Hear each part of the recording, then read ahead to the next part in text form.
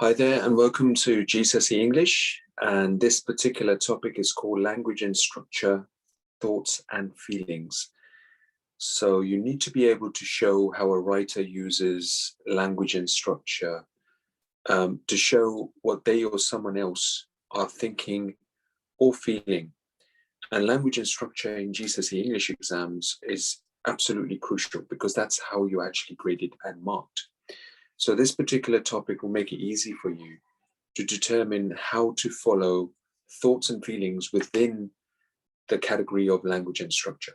So first of all, you need to be able to focus carefully on your exam question and check where those particular emotions, such as thoughts and feelings, come into the question. Secondly, vocabulary. Look out for vocabulary. So these vocabulary words will give you an idea of what particular thoughts and feelings the exam question is referring to. Thirdly, the language itself. If you're asked to explore how language is presented, thought or feeling, you need to analyze specific words, phrases, and language techniques there.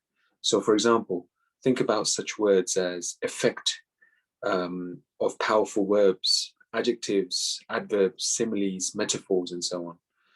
And this will in itself help you to determine the question and the structure as well.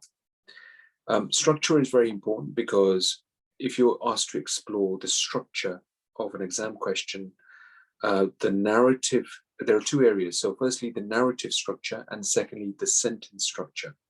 So the narrative structure shows how the whole text shows the thoughts or feelings. Does it build up? Does it stay the same? Or does it reduce over the paragraphs within the paragraph setting, and how that's achieved? Second type of structure could be sentence structure.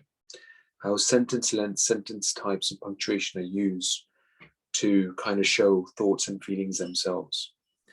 So always make sure that you read the questions carefully to clarify what type of question it is and what type of language and structure it's asking you to answer.